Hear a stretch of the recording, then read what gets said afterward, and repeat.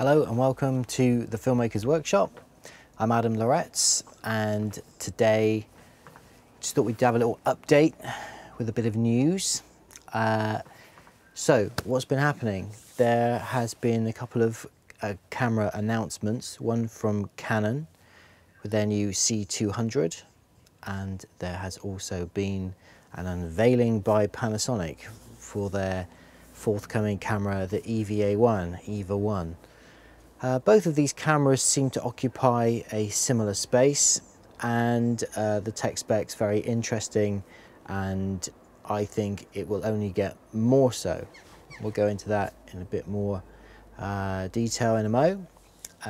Also, there are some fun workshops and interesting developments for anybody looking to develop their craft in writing great screenplays and stories and in production skills. So we've got links to that as well. So let's start off with this C200. There was a very nice review of the camera by Philip Bloom. If you go to his website, philipbloom.net, the review is on there. Very interesting. Philip seemed very impressed with the camera, and one thing that struck me in particular was that the camera records 4K up to 60p, and it does so in two different codecs. One is with an MP4 which shoots 8-bit 420 at 150 megabits, and then it also kind of jumps across a bit of a void and then records at 10 or 12-bit in Canon's raw light. Now the difference between those two codecs is kind of like a big gap, which for a lot of filmmakers is a very important one, which is to record at 10-bit 4K 422, which gives you better color depth and makes your visuals easier to grade, more robust, let's put it that way, in the grading process. That particular codec and that quality of imagery is what typically is required for television broadcast, and it's something which a much less expensive camera, the GH5, which was released a few months ago, records to. And it did seem a little odd to me that a camera 3 times as expensive isn't recording using that quality of capture. However, as I understand it, the XAVC codec is going to be released by Canon for that camera as a future firmware update. So it kind of seems like Canon have got this camera's the C200 is great for corporate filmmaking up to a point, and then for people that want that chunkier codec but not necessarily going the whole hog over to RAW or raw light, there's kind of like a missing space where I guess until an XAVC 10-bit codec comes out, people will be recording to an external recorder, which to be honest I think is useful at times, but for many people it's just an extra piece of kit to bring with you and something else that could potentially go wrong in your shoot. Okay, having said all that, apparently, of course, everyone knows Canon Color Science is one of the best, and they do make fantastic cameras. It just seems like a glaring omission not to add in this codec, something a bit chunkier. On the other hand, the EVA1, which was a little unveiling and a chat here you can see with the guys from Cinema 5D. There's Johnny Berry, talking to Mitch Gross about the EVA1. There's a camera similar to C200 and sort of in the same bracket, I guess, as an FS5, maybe somewhere between an FS5 and an FS7.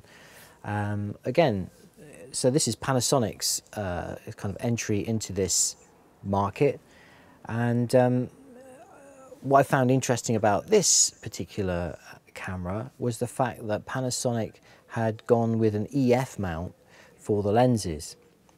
You can see on the on there, it's quite a chunky lens they've got on there. I think that's a Sigma or something.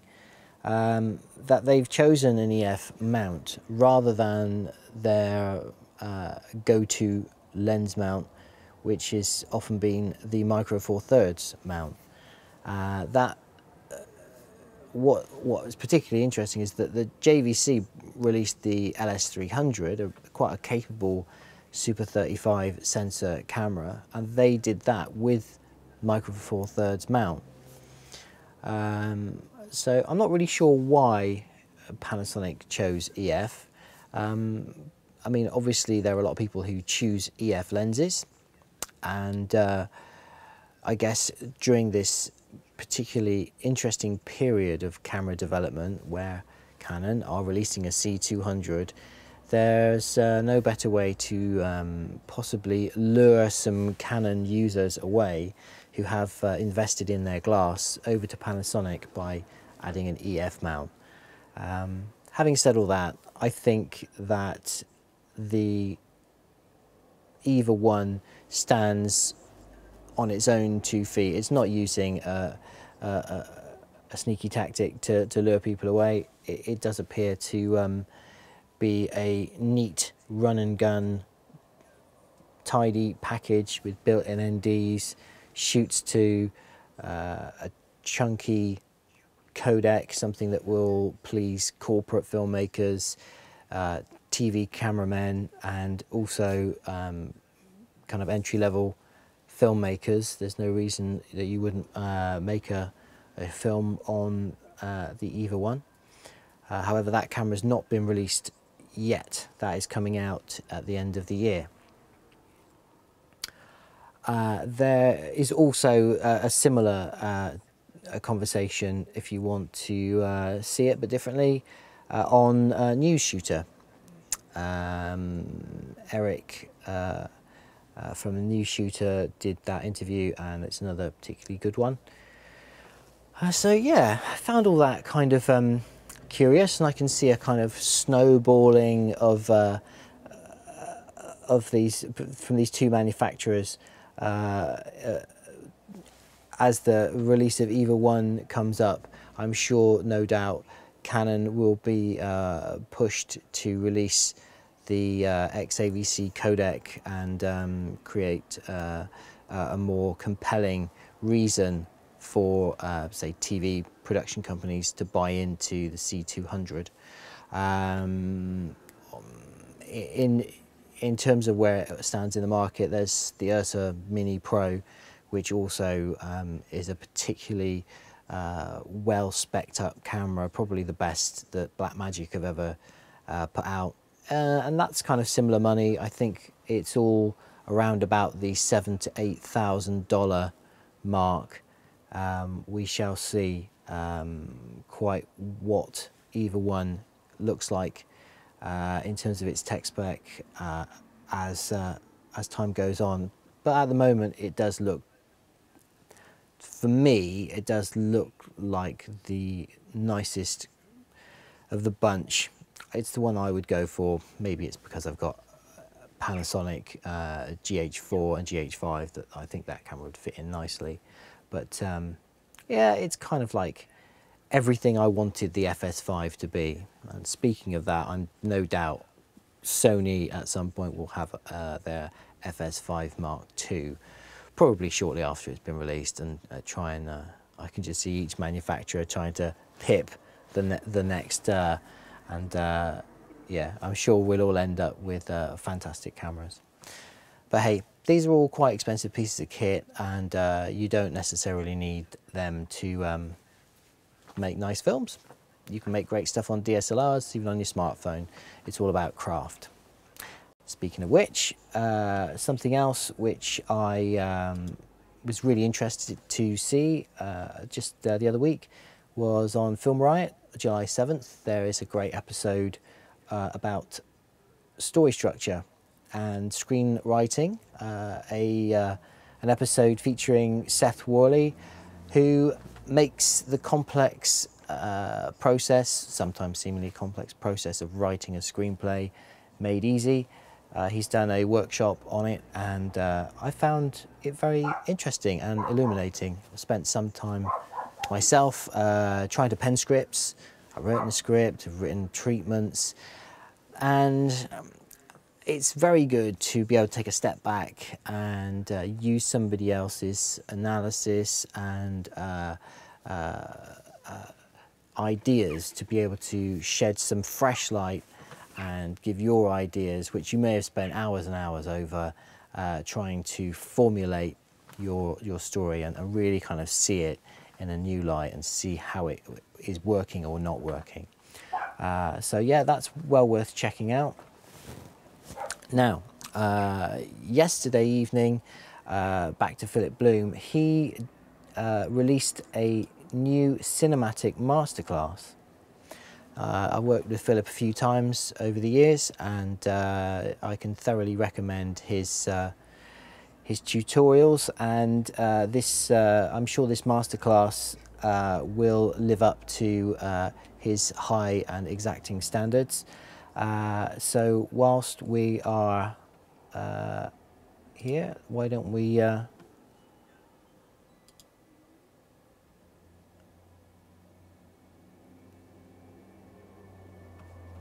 give this a shot.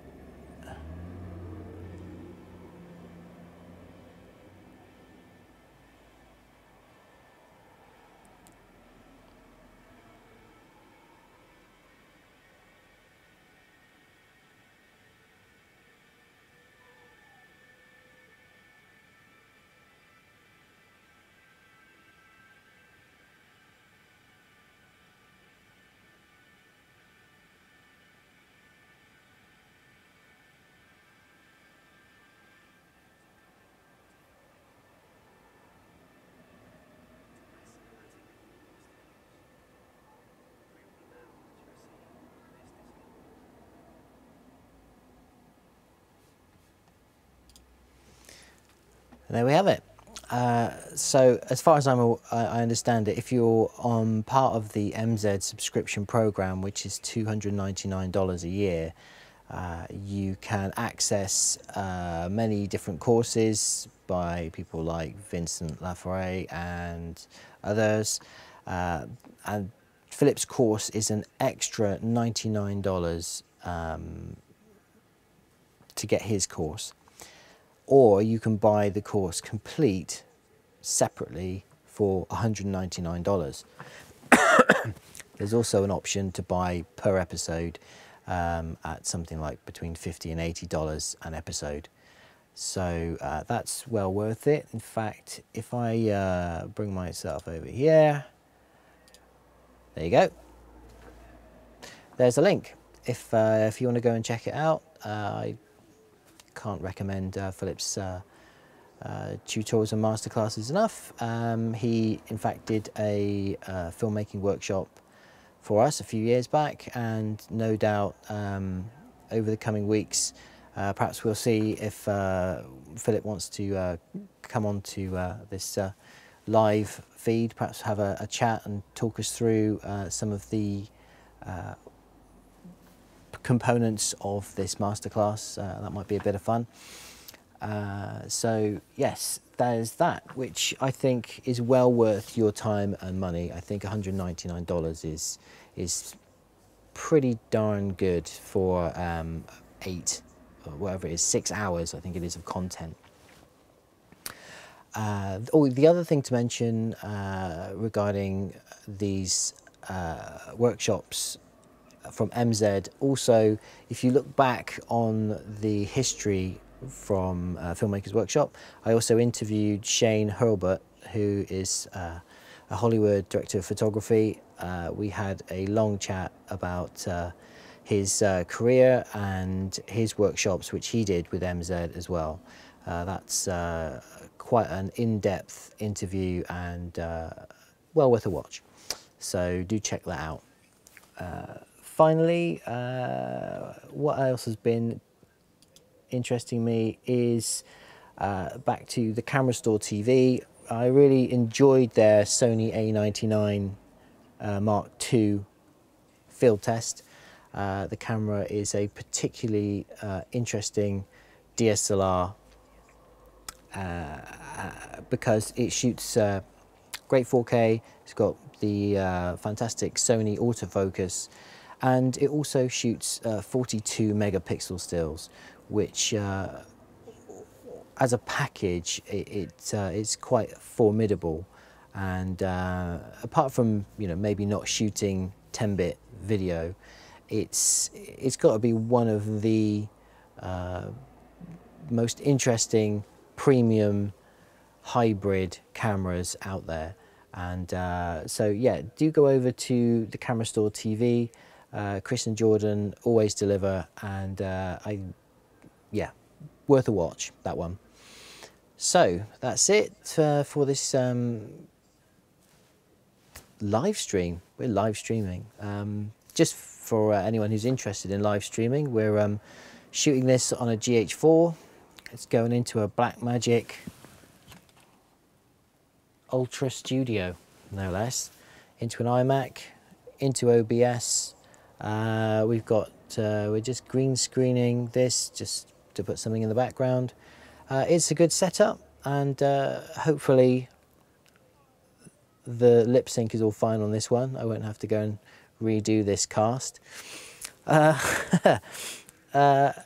Let us know whether you are into these live things or not, whether you want me to go away and curate material and edit it and do all that jazz. I kind of like sitting in front of the camera. It puts me on the spot. And yeah, why not? We can get people in. We can either have Skype interviews, we can bring people in and do like a little studio setup. Let us know what you're interested in, and we will try and make it all happen. So yes, do that, comment, say nice things, please.